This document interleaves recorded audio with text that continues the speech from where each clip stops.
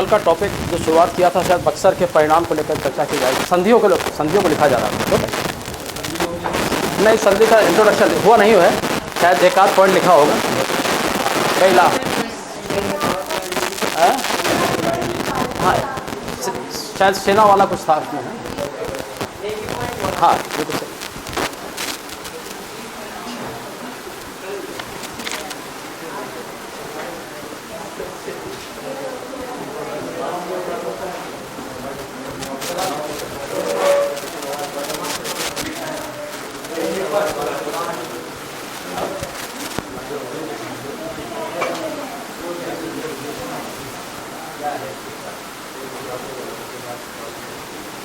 हाँ, तो हम लोगों ने एक ही पॉइंट लिखा है, कंपनी की सैन्य श्रेष्ठता को लिखा गया। ध्यान दीजिए, प्लास्टिक की विजय को हम सैन्य श्रेष्ठता क्यों नहीं कह सकते बताइए। पहले 2-3 क्वेश्चन का जवाब दीजिए जो पढ़ा आपने। प्लास्टिक की विजय को कंपनी की सैन्य श्रेष्ठता क्यों नहीं कहा जा सकता? सीधा सीधा जवाब, षड्यंत्र कोई सैन्य विजय थोड़ी ना। और मीर कासिम ने 3 जिलों का राजस्व कंपनी का सौंपा था, उसका नाम बताएं। हाँ ठीक है। बंगाल की 3 राजधानियां बताइए, क्रम से बताइए।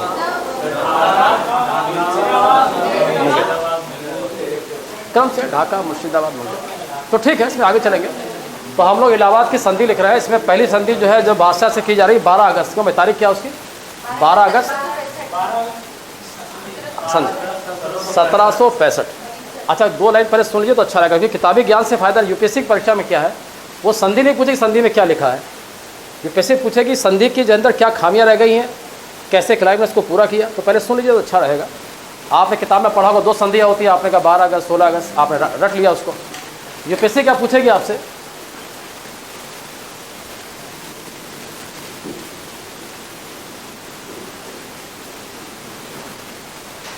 जो किताब में लिखा वो तो आप देखेंगे ही, किताब के अंदर जो चीज़ छिपी हुई उसको भी ध्यान दीजिएगा।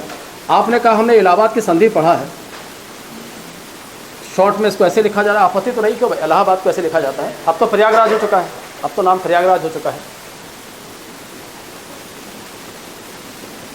तो सिर्फ इसको समझिएगा भाई। हम लोग कहते हैं 2 संधियाँ हुई, ठीक है 2 संधि हुई हैं। पहली हुई है हिंदुस्तान के बादशाह के साथ, उसको संक्षेप में किंग ऑफ इंडिया लिखा गया है।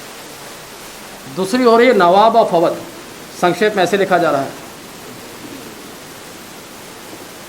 अब नाम तो आपको मालूम ही है। तो इसको लेकर कभी भी यूपीएससी मुख्य परीक्षा में क्वेश्चन पूछ सकती है, इलाहाबाद की संधियों की खामियां क्या है, क्या इसमें छिपा हुआ था। तो पहली संधि की है ना तारीख इतनी महत्वपूर्ण नहीं है, फिर भी आप 12 अगस्त, दूसरे का क्या है भाई 16 अगस्त बोला जाता है। यहाँ पर एक प्रश्न का आप जवाब दीजिए, इसके द्वारा कंपनी को दीवानी मिल जाती है। दीवानी का मतलब हम लोग क्या समझ लेते हैं कि इलाहाबाद की संधि हुई, बादशाह ने दीवानी दे दिया। कब तक दिया आपने लिखा ही है, जो भाई अनिश्चित काल तक के लिए है। कंपनी को दीवानी मिली बादशाह से, तो क्या इसी संधि को हम मान लेंगे कंपनी का भारत में राज की स्थापना हो चुकी है? वैधानिक रूप से अधिकार तब माना जाता है जब पूरा आपके पास दोनों शक्ति हो, ये भी हो प्लस प्रशासनिक। प्रशासनिक क्या बोला जाता था भाई, प्रशासनिक को मुगल प्रशासनिक शब्दावली में ये बोला जाता है। तो मुगल, हाँ मुगल व्यवस्था में दीवानी का मतलब होता है राजस्व, निज़ाम मतलब प्रशासन। प्रशासन में कानून व्यवस्था भी आती है, सैन्य व्यवस्था भी आती है। तो हम लोग क्या रख लेते हैं, कंपनी को बादशाह द्वारा दीवानी प्राप्त की गई, आता है भारत में कंपनी के शासन के, बंगाल में कंपनी के शासन की स्थापना हो गई। ये तो अर्ध शासन हुआ भाई, आपको दीवानी का अधिकार मिला है। निजामत का अधिकार कंपनी को कब और कैसे मिला बताए, इस संधि में नहीं लिखा हुआ है। निजामत का अधिकार, निजाम मतलब प्रशासन भाई, दीवानी मतलब है राजस्व आपका हो जाएगा। किसने दिया है? बादशाह ने दिया है। और यहाँ पर यह भी बताइए बादशाह नहीं क्यों दिया।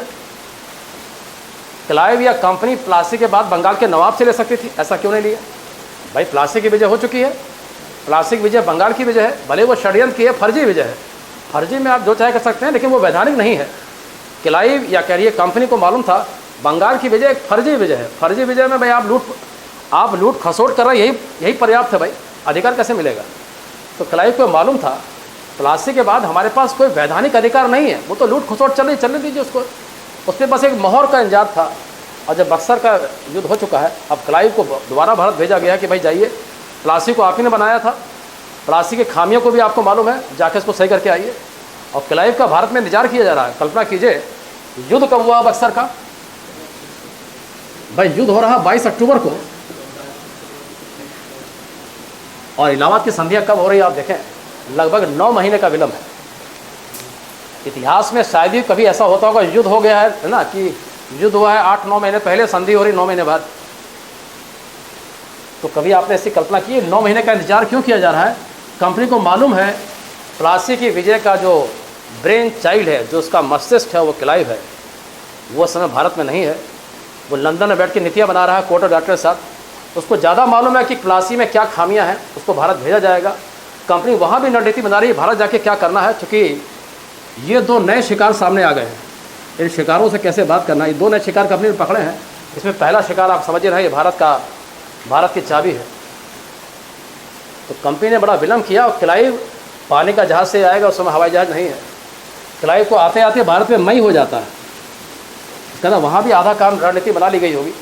क्लाइव मई 65 में आ रहा है, फिर भी कितना विलंब कर रहा है कल्पना कीजिए। जून बीत गया, जुलाई बीत गया, मई के प्रारंभ में आता है। तो जून जुलाई अगस्त मोटा मोटा 3 महीना माना जाएगा। क्लाइव के भारत में आने के बाद भी क्लाइव 3 महीना होमवर्क कर रहा है कि क्या करें क्या ना करें। तो कभी भी यहाँ पर क्वेश्चन बन सकता है, नहीं बनेगा तो भी मेंस में आप उत्तर में लिख सकते हैं। कंपनी के भारत के इतिहास में लगभग 150 साल बाद ये बड़ी महत्वपूर्ण विजय थी। कंपनी या कंपनी के नीति निर्माता इसको लेकर असमंजस में थे, इस युद्ध का कैसे फ़ायदा उठाया जाए, बादशाह से क्या लिखवाया जाए, इससे क्या लिखवाया जाए। तो उसमें काफ़ी होमवर्क किया गया है। भारत में आने के बाद भी क्लाइव ने 3 महीना होमवर्क किया है, और बाद में वह बादशाह को कलकत्ता नहीं बुलाता है। इतिहास में पहली बार ऐसा हो रहा है कि विजेता जो है पराजित के पास जा रहा है। जबकि आप देखिए इतिहास में क्या होता है, जो पराजित होता है कहते हैं भाई यहाँ पर आ जाइए। तब इस संधि का नाम कलकत्ता की संधि हो जाता है। भाई विजेता ही तो बुलाता है पराजित, यहाँ पर उल्टा हुआ है, विजेता पराजित के पास जा रहा है। क्यों जा रहा है आपको बताया गया होगा कल। विजेता पराजित के पास जा रहा है, मतलब कलकत्ता से क्लाइव इलाहाबाद जा रहा है, अन्यथा इस संधि का नाम कलकत्ता की संधि हो जाता। ऐसा क्लाइव ने क्यों किया? बहुत छोटा सा उदाहरण है। क्लाइव या ब्रिटिश नीति निर्माताओं के बारे में आपको शुरू से मालूम है, बहुत ही दूरदर्शी नीति से काम किया गया है। भारत में कदम रखा 1608 में, झंडा लगाया 1757 में। 17 वाला झंडा फर्जी है, ये झंडा असली हो जाएगा। तो कंपनी ने भारत की मनोवैज्ञानिक दशा का पूर्णतः अध्ययन किया था। कंपनी को मालूम था कि भारतीय समाज एक रूढ़िवादी समाज है, भावनात्मक समाज है। इस देश के इतिहास में लगभग 600 वर्षों का, इस देश के इतिहास में लगभग 600 वर्षों का इस्लामिक राज्य का एक पृष्ठभूमि रही है। आप देखिए मोहम्मद गोरी की स्थापना के बाद भारत में सर्वप्रथम ऐबक अपने आप को सुल्तान बताता है। यहीं से कहानी स्टार्ट होती है। बक्सर कब स्टार्ट होता है? बक्सर 1764-65 मान लीजिए, 64-65 कुछ ही मारेंगे, इसे जोड़ेंगे कितना हो जाएगा, ये लगभग 600 साल तो आप बोल ही सकते हैं, है ना। तो भारत के इतिहास में दिल्ली में इस्लामिक राज्य की स्थापना का इतिहास लगभग 600 साल पुराना था। तो कंपनी ने सोचा होगा किसी राज्य इस्लामिक राज्य की कहानी इतनी लंबी होती है तो एक भावनात्मक बॉन्ड जुड़ जाते हैं। तो क्लाइव इसी भारतीय मनोविज्ञान को समझता था कि कम से कम उसके सम्मान को, उसकी प्रतिष्ठा को ध्यान रखा जाए।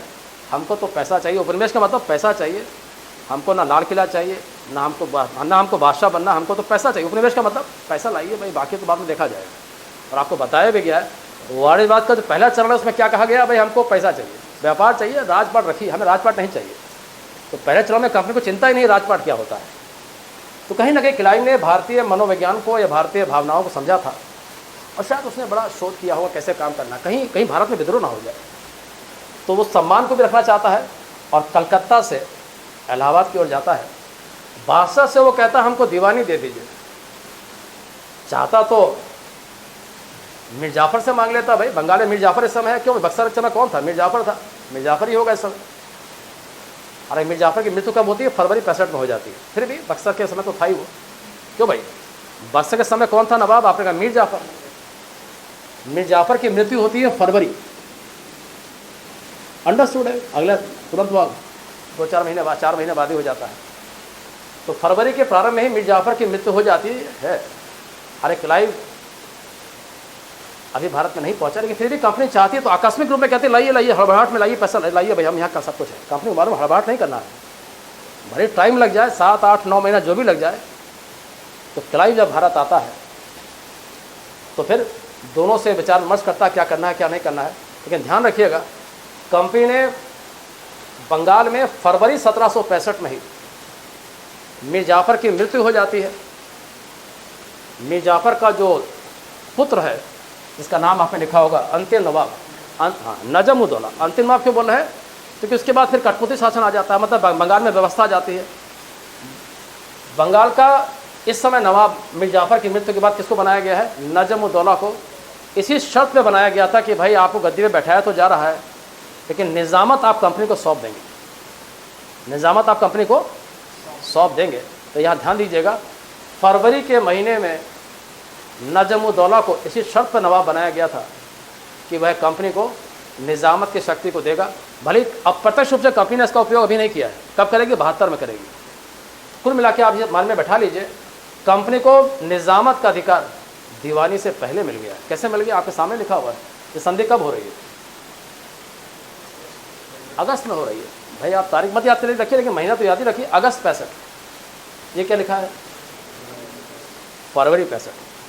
तो कंपनी ने मीर जाफ़र की मृत्यु हो गई। और मीर जाफ़र कैसा शासक था आपको मालूम है? कंपनी का वो क्या था? यस मैन था भाई। वो बेचारा शुरू से ही कंपनी का बिल्कुल नतमस्तक था। बस कमी क्या थी? कुछ पैसा नहीं दे पाया था, कंपनी ने हटा दिया, फिर दोबारा बैठा दिया उसको। तो कंपनी को मालूम है कि इसका पिता जो है हमारा बड़ा सेवक रहा है, कभी उसने आपत्ति नहीं करी है। तो नजम से कहा गया भाई तुमको बैठा तो रहे, लेकिन शर्त यही है निज़ामत की शक्ति कंपनी की होगी। तो उसने फरवरी में ही कंपनी को निज़ामत दे दिया था। और जब क्लाइव भारत आ जाता है तो इससे कहता है कि हमको जो है दीवानी दे दीजिए। अब हम कह सकते हैं कंपनी के पास दोनों ही शक्ति आ चुकी हैं, दीवानी भी है और प्रशासन भी है। अक्सर हम क्या कहते हैं? दीवानी को अधिकार मान लेते हैं, दीवानी का अधिकार हो गया। तो कंपनी ने किससे दीवानी लिया, किससे निज़ामत लिया? आपने कंपनी ने दीवानी किससे लिया था भाई? दीवानी भाई, दीवानी मतलब राजस्व बादशाह से लिया होगा, और निज़ामत क्षेत्रीय नवाब से लिया। ऐसा क्यों लिया? उसका भी जवाब है। भारतीय कानून ये कहता है भूमि राजा की होती है, चाहे हिंदू कानून हो चाहे मुस्लिम कानून हो। शरीयत में क्या लिखा है? भूमि राजा की या राज की। हिंदू कानून भी कहता है, धर्मशास्त्र भी कहता है भूमि राजा की या राज की। राजा मतलब असली राजा, नकली राजा नहीं। मीर जाफ़र बना तो नकली राजा क्यों? इसका कौन है? नकली राजा, मतलब राजा बन गए लेकिन राजा नहीं। ये तो सूबेदार थे भाई। तो भाई सूबेदार थे वो। तो क्लाइव ने भारतीय कानून व्यवस्था का अध्ययन किया होगा। भूमि राजा की होती है राजा या राज्य की होती है? और कौन सा राजा? असली वाला जो दिल्ली में रहता है। तो क्लाइव ने इसीलिए दीवानी का अधिकार बादशाह से मांगा।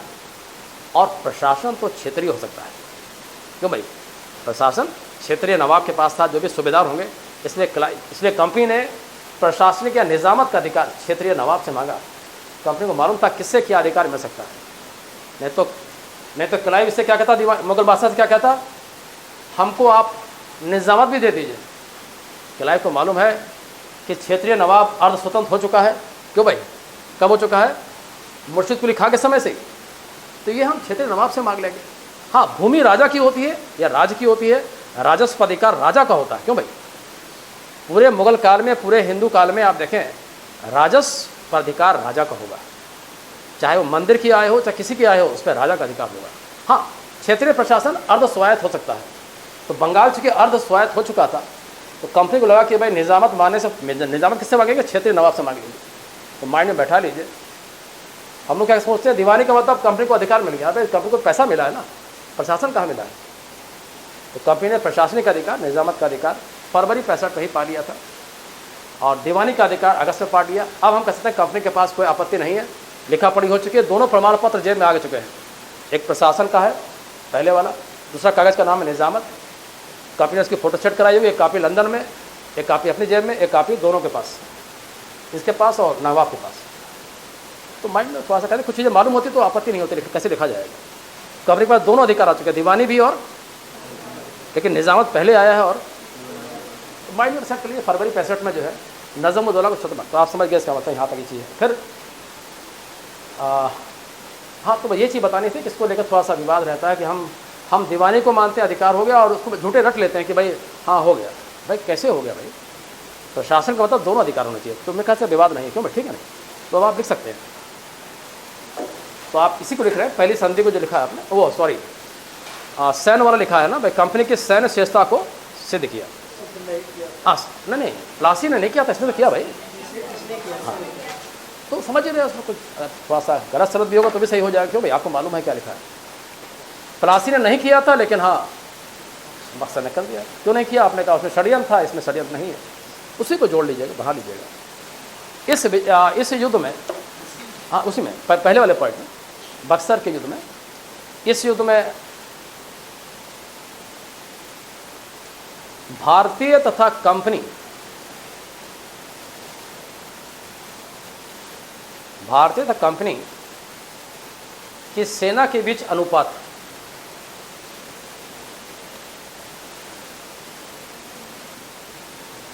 भारतीय, पहले हमने भारतीय बोला है ना, ठीक है, भारतीय का पहले है ना, पहले क्या भारतीय बोला है, ठीक है। हाँ, भारतीय तथा अंग्रेजी कंपनी की सेना का अनुपात, ये पहले हमने भारतीय बोल दिया है तो हम पहले भारत वाला लिखेंगे भाई। तो मोटा मोटा ये माना जाता है 6:1, मतलब उनका 1 है तो हमारा 6 है। और चाहे तो कोष्टक में लिख लीजिए, भारतीय तथा कंपनी के बीच सेना का अनुपात 6:1, कोष्टक में लिख लीजिए।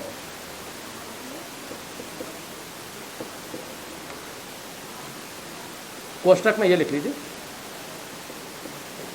थोड़ा बहुत विवाद है, कई किताबों में 50 लिखा होगा, लेकिन मोटा मोटा ये माना जाता है ना, मतलब इसको लगभग ये मान लीजिए। मतलब ऐसा नहीं बिल्कुल आप कहें गणित नहीं है ये, गणित में क्या होता है, ये आप इतिहास पढ़ रहे हैं, समझे नहीं, इसको लेकर विवाद होता है। फिर भी एक अनुमान से आप ये मान सकते हैं। कुछ किताबों में 43-44 कुछ भी लिखा होगा, लेकिन एक अनुमान बना लीजिए माइंड में, 6:1 का है। किसी किताब में 40 लिखा होगा, 41 लिखा होगा, लेकिन एक अनुमान के आधार पर मान दिया। क्यों भाई? ठीक है नहीं, इसका मतलब इतना और इतना है। नेक्स्ट नंबर दूसरा पॉइंट लिखेंगे आप। हाँ, ये पहला पॉइंट है, सेना के बारे में कहा गया। पहला तो कल वाला पॉइंट का विस्तार है भाई। दूसरा पॉइंट लिखेंगे आप, इलाहाबाद की प्रथम संधि के द्वारा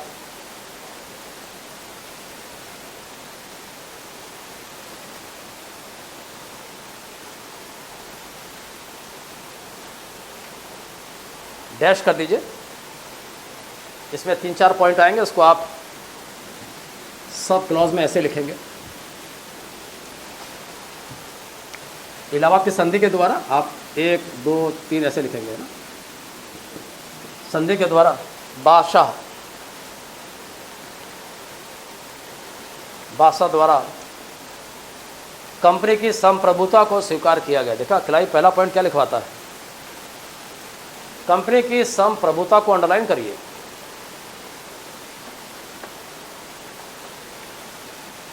संप्रभुता को स्वीकार किया गया या किया जाना था।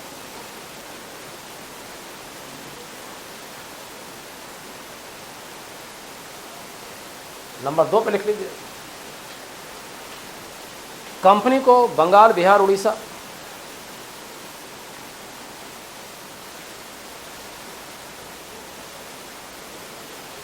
कंपनी को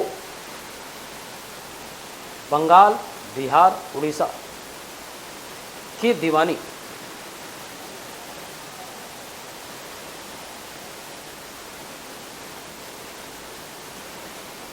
अनिश्चित काल के लिए दी जानी थी। अनिश्चित काल की सीमा नहीं लिखी हुई है, याद रखिए। यहाँ पर यूपीएससी की नज़र अभी तक पड़ी नहीं, कभी पड़ जाएगी, क्वेश्चन बन जाएगा, हमें याद आएगा 100 साल 50 साल। अनिश्चित काल, क्यों भाई? और विकल्प सभी अच्छे लगते हैं। यूपीएससी का परीक्षा ऐसी होती है, सारे विकल्प अच्छे लगते हैं, चाहे 50 साल लिखा वो भी अच्छा लग रहा है, 100 भी अच्छा लग रहा है। तो आपने देखा क्लाइव का ब्रेन कहाँ तक चलता है, उसको मालूम है कि यहाँ पर 100 लिखेंगे तो 100 भी पूरा हो जाएगा भाई। समय ऐसा बनाओ जो पूरा कभी ना हो। तो दीवानी अनिश्चित काल की दी जानी थी। इसके बदले क्लाइव में सारा बहुत जोड़ा घटाया होगा भाई। हाँ दी जानी थी। इसके बदले कंपनी द्वारा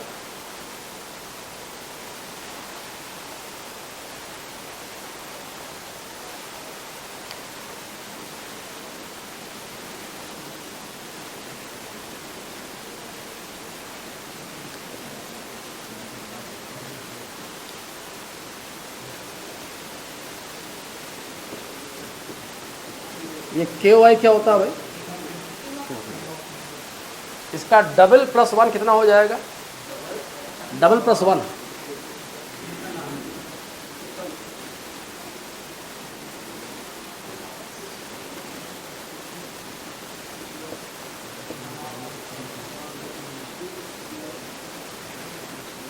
इसको आप ऐसे लिख लीजिए।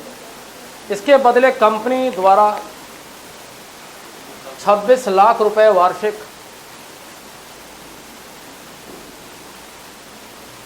KOI, king of India.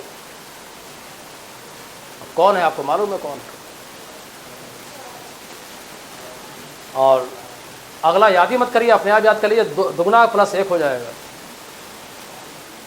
दुगना प्लस वन। क्यों भाई? डबल प्लस वन 53 याद रहेगा आपको। ये किंग ऑफ इंडिया, हिंदुस्तान का बादशाह है ना। तो इसके बदले कंपनी क्या कर रही है? कंपनी कह रही है सारा पैसा हमारी जेब में आ जाएगा। उस पैसे की वैल्यू क्या होगी? कम से कम 100 करोड़ प्लस होगा। क्लाइंट ने इसे 9 महीने लगाया है, पूरा जुड़ा घटाया गया, कितना राजस्व आता है। इतना पैसा किसके पास जाएगा? हिंदुस्तान के बादशाह के पास। कंपनी के बारे में अभी आपने सुना है, कंपनी हर काम को शालीनता से करती है। ऐसा लूटो कि इतनी शालीनता से लूटो कि भारत को लगे नहीं कि हम लूट गए। आज भी हम अपने आप को बड़ा गौरवान्वित महसूस करते हैं कि हमारे पर अंग्रेजों ने राज किया। हमारे अंदर कहीं से हीन भावना नहीं आती कि हमारा शोषण हुआ है। ये भी एक कला होती है भाई, किसी का ऐसा शोषण करो कि उसको लगे कि हमारा विकास हुआ है।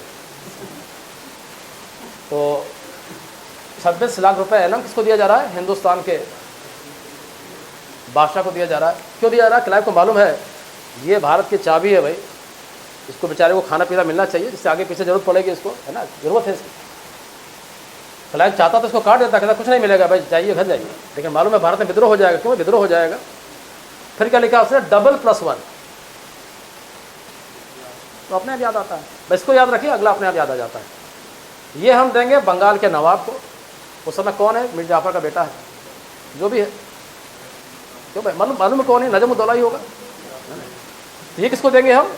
बंगाल के नवाब को देंगे, निजामत कार्यों के संचालन के लिए। निजामत कार्यों के, लिख लीजिए यहाँ पर। ये तो हमने बादशाह को दे दिए एक पेंशन के रूप में। क्यों भाई? आपने इतना बड़ा अधिकार दिया, भारत की आप चाबी है, तो भाई कुछ अपना खाने पीने की व्यवस्था रखिए यहाँ पर, क्योंकि आपकी स्थिति बहुत दयनीय हो चुकी है। आपको मालूम है इस बादशाह की स्थिति बहुत दयनीय थी। क्यों भाई? ये बादशाह बेचारा कभी इधर कभी उधर था। तो फिर इतने पैसे किसके पास जाएंगे? बंगाल के नवाब के पास। क्यों जाएंगे? वहाँ की निजात में क्या आता है भाई? वहाँ का प्रशासन, न्याय की व्यवस्था, सैन्य व्यवस्था, सब कुछ आता है। लाखों कर्मचारी काम करते होंगे, उनको वेतन कहाँ से जाएगा भाई? आप कल्पना कीजिए, क्लाइव ये सब क्यों कर रहा है? क्लाइव को मालूम है कि ये भारत बहुत भावनात्मक समाज है। यहाँ पर अगर लूट फसोट करेंगे सब गायब हो जाएगा भाई, भारतीय विद्रोह कर देंगे। तो हमको शालीनता से लूटना है, हमको बड़ी शालीनता से लूटना है। इतने पैसे हम किसको देंगे? इस प्रशासन यहाँ देंगे। क्यों देंगे भाई?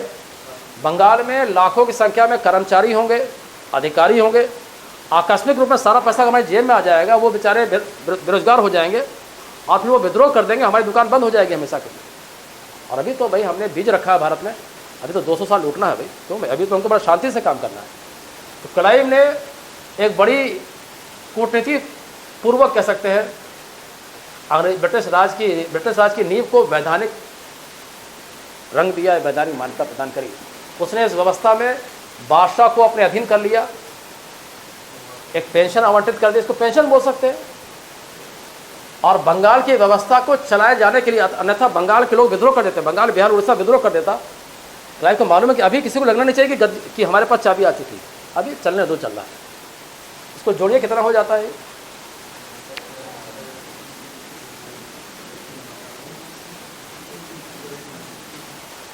ये 79 लाख रुपीस वार्षिक हुआ। अब बंगाल का नक्शा कितना बड़ा है आपको शायद मालूम होगा, उसमें बांग्लादेश भी आता है ना, बिहार भी आता है, उड़ीसा भी आता है। और क्लाइव कितना शातिर था, वो चाहता तो सिर्फ, क्लाइव चाहता तो वो शायद सिर्फ यही लिखवाता, उसको मालूम है कोई विवाद नहीं होना चाहिए, वो चाहता तो कहता बंगाल का राजस्व। आप ध्यान दीजिएगा, मुगल काल में औरंगजेब तक बंगाल का मतलब बंगाल होता था, उसमें बिहार उड़ीसा नहीं आता था। अकबर ने जो बंगाल बनाया था उसमें बंगाल का मतलब बांग्लादेश है, नॉर्थ ईस्ट है, उसमें बिहार उड़ीसा नहीं आता था। मुर्शीद कुली खां के बाद उत्तराधिकारियों ने बिहार उड़ीसा का दबाव बनाया और बिहार उड़ीसा का बंगाल में विलय कर दिया गया। इसलिए क्लाइव को मालूम है कि कहीं ऐसा ना हो, कोई विवाद ना हो जाए, बंगाल का मतलब वर्तमान बंगाल लिखा जाए, तभी उसका जो होता है वो बंगाल भी चाहिए। ये नहीं कि आपने का पुराना वाला बंगाल हो जाएगा, उसने कहा जो बंगाल इस समय सामने नक्शे में दिखाई दे रहा है, कौन सा बंगाल दिखाई दे रहा है, उसने कहा ये वाला। क्लाइव सबको लिखवाता है, अन्यथा क्लाइव क्या कह सकता था, बंगाल पहले वाला बंगाल। तो ठीक है, इसको लिख लिया होगा आपने। और ये पैसा किसके लिए दिया जा रहा है, निजामत के लिए। अन्यथा क्या होता, अगर सारा पैसा कंपनी जेब में रखती, बंगाल के लाखों कर्मचारी, सैनिक, प्रशासन जो भी है वो विद्रोह कर सकते थे।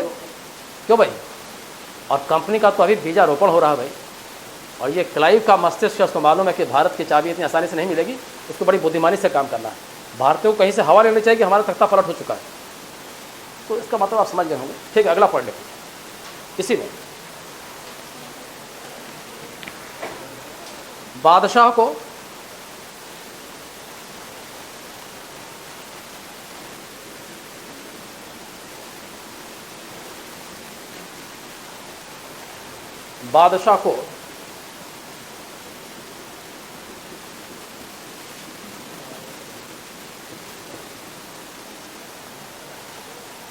इलाहाबाद के पास एक, अब तो खैर इलाहाबाद के अंदर ही आता है ये, कड़ा तहसील है। तो बादशाह को इलाहाबाद तथा कड़ा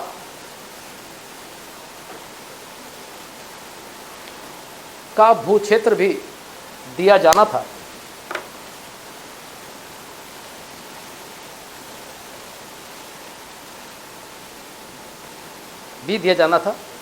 जो कंपनी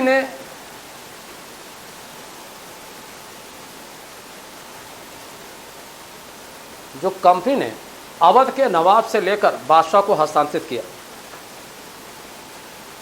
जो कंपनी ने अवध के नवाब से लेकर बादशाह को हस्तांतरित किया।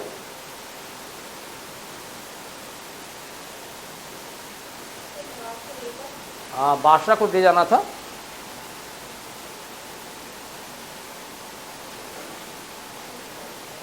और इसको समझ लीजिए ऐसा क्यों हो रहा है भाई। क्लाइव को मालूम है ये भारत की चाबी है, चाबी कहीं टूटी नहीं चाहिए, चाबी का मनोबल ठीक ठाक है ना, उसका मनोबल गिरना नहीं चाहिए उसके पास। आपको याद होगा औरंगजेब की मृत्यु के बाद से जो क्षेत्रीय गवर्नर थे, महत्वाकांक्षी गवर्नर थे, जो बाद में नवाब बन जाते हैं, उन्होंने अपने क्षेत्र का राजस्व दिल्ली पहुंचाना बंद कर दिया था। बंगाल का राजस्व दिल्ली नहीं जा रहा है, हैदराबाद का राजस्व दिल्ली नहीं जा रहा है, ना ही कर्नाटक का जा रहा है। राजस्व मतलब पैसा। कब औरंगजेब के बाद से स्थिति खराब हो जाती है। तो कुल मिला के बादशाह का राजस्व अत्यंत नगण्य हो जाता है। तो कहीं ना कहीं क्लाइव चाहता है कि इस बादशाह, ये भारत की चाबी है भाई, अगर ये ठीक रहेगा तो हमारी ना, तो कुल मिला के हम इसे जो चाहे लिखवाते रहेंगे, वो चाबी जो चाहे खोलते रहेंगे, तो क्यों ना इसको हम संरक्षित करें। इससे हम भारतीयों की भावनाओं को भी कैश कर सकते हैं। तो 26 लाख रुपये तो मिलेगा ही मिलेगा आपको, और तुमको अवध से राजस्व मिल नहीं रहा है, हम तुमको ये भी इलाके दिलवा देंगे। किससे दिलाएंगे भाई, अवध का नवाब कौन है, वो भी हमारा कठपुतली है आपको। तो क्लाइव ने इसमें क्या किया है, हम आपको 26 लाख रुपए दे रहे हैं, ये रखिए, हर साल मिलेगा आपको, हम नहीं दे देंगे, कंपनी देगी आपको, और ये क्षेत्र भी हम नवाब से आपको हस्तांतरित करवा देंगे। क्यों तो करा देंगे भाई, अवध, बंगाल, हैदराबाद, कर्नाटक 1720 के बाद से अपना राजस्व दिल्ली को नहीं पहुँचाते हैं। क्लाइव कहता नहीं पहुँचाते, फिर भी हम आपको इतना दिला देते हैं। क्यों, कहीं ना कहीं बादशाह के कह सकते हैं कि थोड़ा सा उसके आर्थिक विकास के लिए उसकी स्थिति बहुत दयनीय हो चुकी थी। विराम लगा दें। इलाहाबाद की द्वितीय संधि,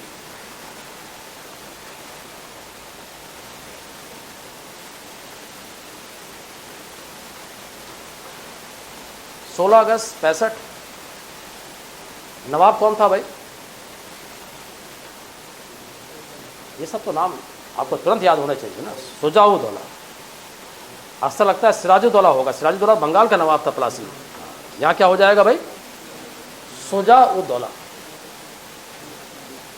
क्यों भाई, सिराज कहाँ आता है, सिराज तो अपने का प्लासी में आता है, तो अलग बंगाल का हो जाएगा। दोनों के नाम थोड़ा सा मिलते जुलते हैं। हाँ, इलाहाबाद की संधि, अवध के नवाब शुजा-उद-दौला। नंबर 1 लिखेंगे। पहला पॉइंट सबका कॉमन होगा, याद रखिए, आपको अपने आप याद आ जाएगा। कंपनी की संप्रभुता को स्वीकारना होगा। कंपनी आपका बॉस है। लड़ाई का फायदा क्या हुआ भाई अगर हम बॉस नहीं बने। कंपनी की संप्रभुता, ये पॉइंट आपको फिर में याद रहेगा। पहला पॉइंट, कंपनी जहां भी जीतती है कहता है, ये पॉइंट तुरंत पहला आ जाता है। क्या होगा, हम आपके बॉस हैं, असली वाले बॉस। प्लासी में क्या था, नकली बॉस थे ना, क्या आप काम कर रहे हैं। कंपनी की संप्रभुता को स्वीकारना होगा, जिसका तात्पर्य यह होता है, तात्पर्य लिख लीजिए, जिसका मतलब क्या होता है।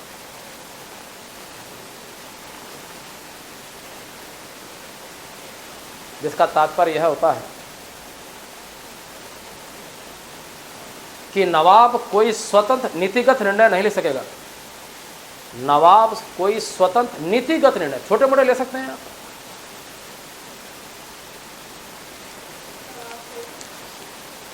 स्वतंत्र नीतिगत निर्णय नहीं ले सकेगा। उसके लिए कंपनी की सहमति अनिवार्य होगी। जब हम संप्रभुता बोलते हैं, इसका मतलब यही होता है कि भाई मालिक से पूछा आपने, का मालिक से नहीं पूछा है।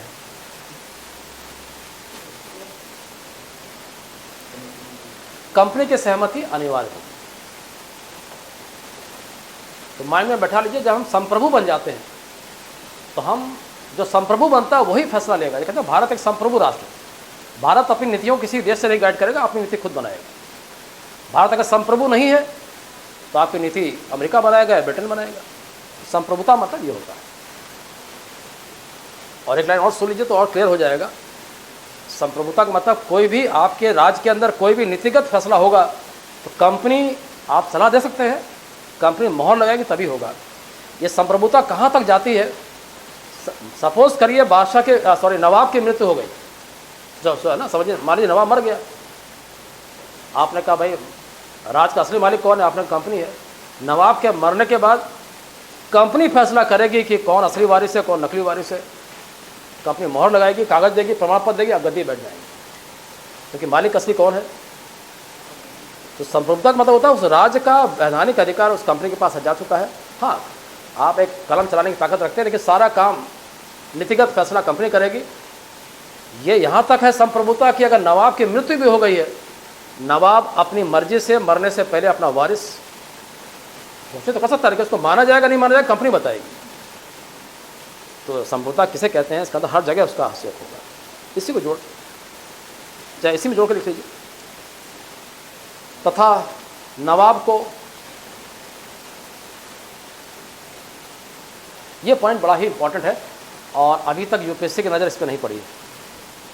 तथा नवाब को कैसे लिखा, नवाब को लिखा आपने।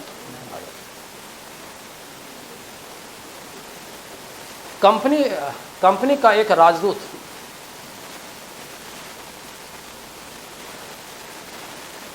कोष्टक में रेसिडेंट लिख दीजिए, रेसिडेंट जो रहेगा कंपनी को, नवाब को, अंडरस्टूड, अपने दरबार की बात की जाएगी। नवाब को एक कंपनी का एक राजदूत रेसिडेंट रखना था कोष्टक में, और उसकी सेना की टुकड़ी, जो भी उसकी सेना होगी,